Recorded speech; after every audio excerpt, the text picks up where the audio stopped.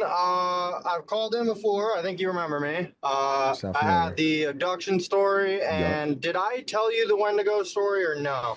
I feel like you mentioned it. I don't know if we talked about it though.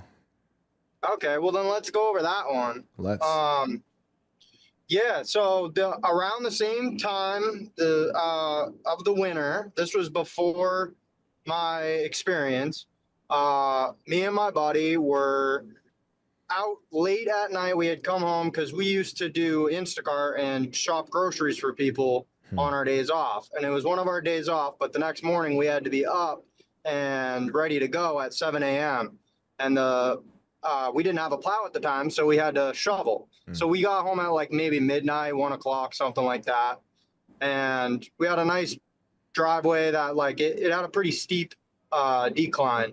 So we're shoveling there out there at like I said, maybe midnight, 1, 2, whatever. And he gets down to where the light of the driveway is like, starting to fade away.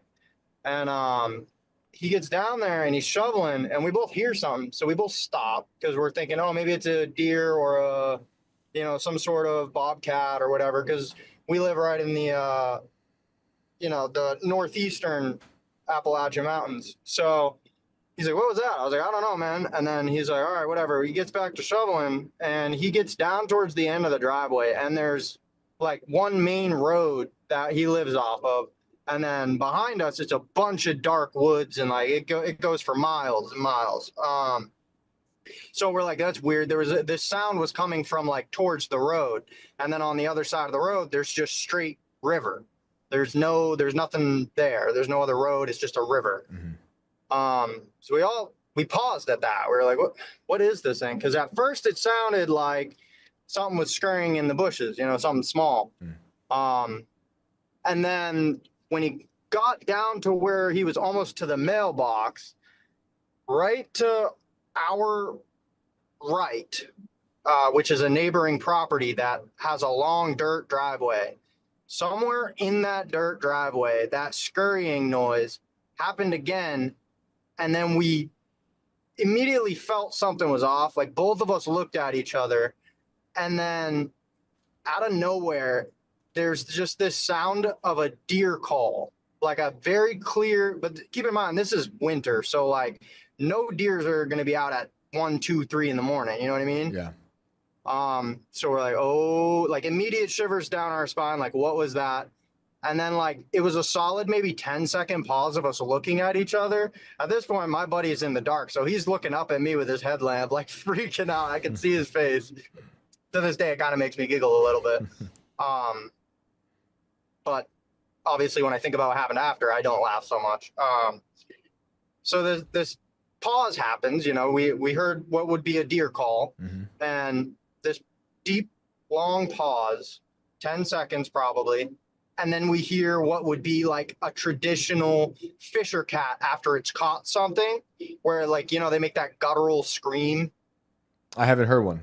Can you make it for us now? I was going to ask if you want to try it on the phone. I'm not going to do it for you, but yeah, they make this weird call. You can look up fisher calls. They sound weird. Okay. Like I've heard them before. I grew up in the woods, so like I know I can kind of pick up noises and figure out what they might approximate, right? For sure. So the fact that we heard a deer call and then 10 seconds of dead silence, nothing, like just dead silence, right? And then this fisher cat call, and at this point, my buddy is like he was more of a town kid growing up, so he didn't have like fisher cats or anything around his property like I did.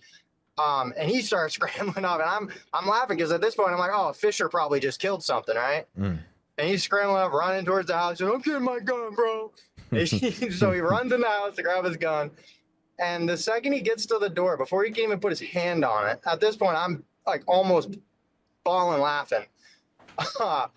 He puts his hand on the door. And as soon as he does that, we hear, I'm not even kidding you, a mimic of his voice that, because he was like I said, we were both talking to each other the whole time.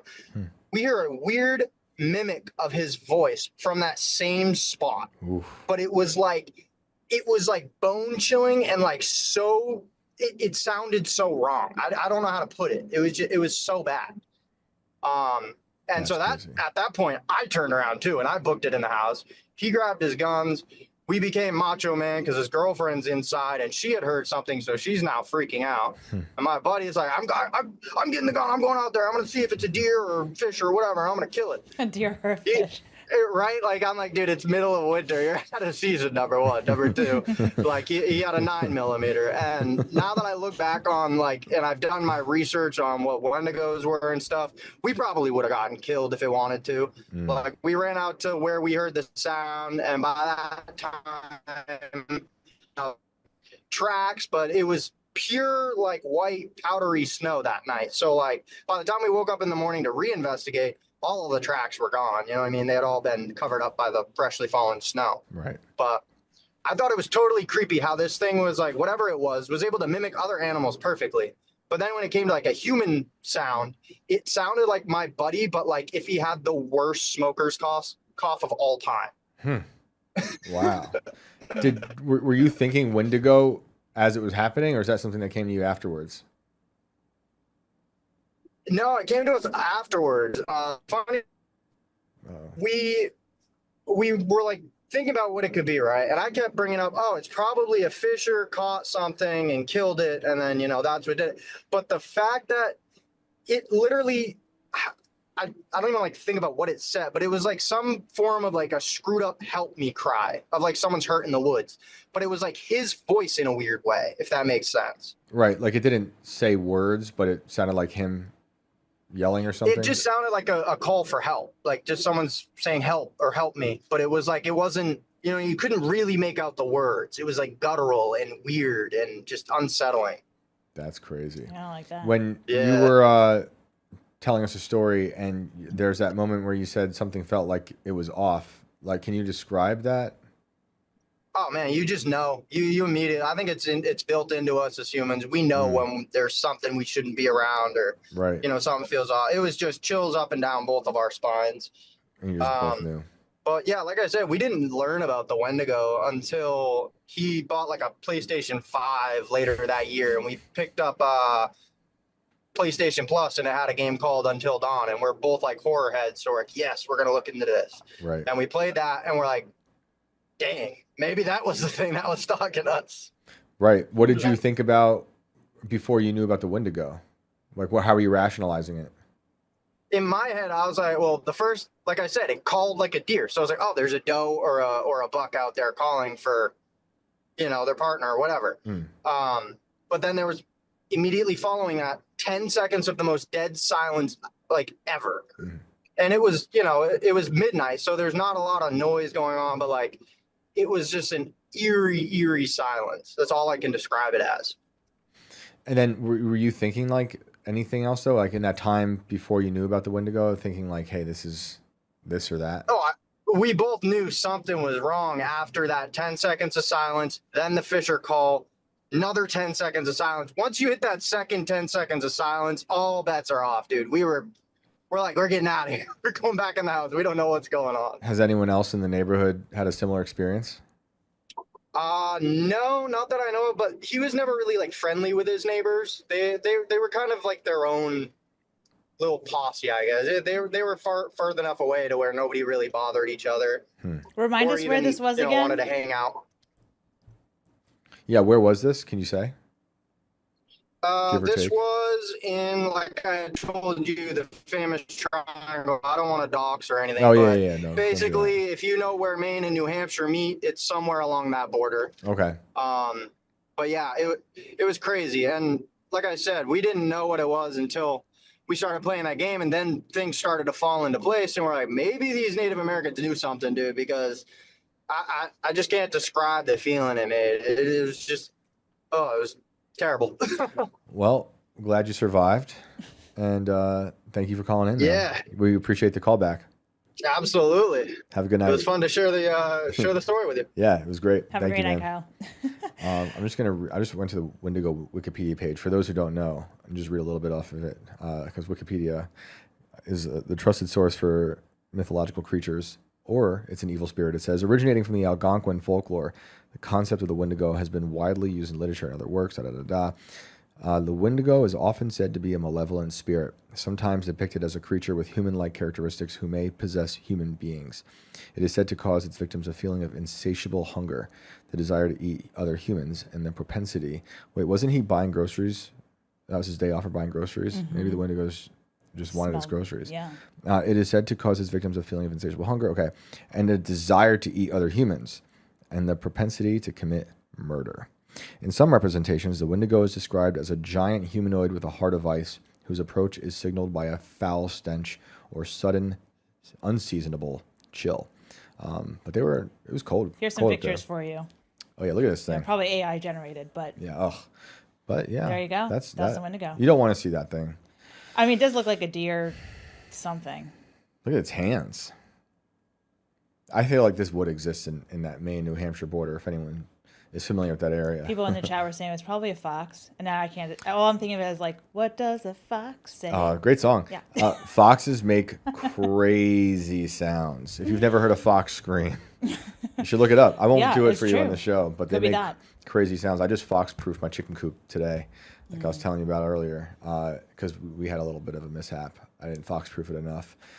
And Now the you got chicken sound, demons the or- sound that chicken made as the fox came under the crate No. was not cool.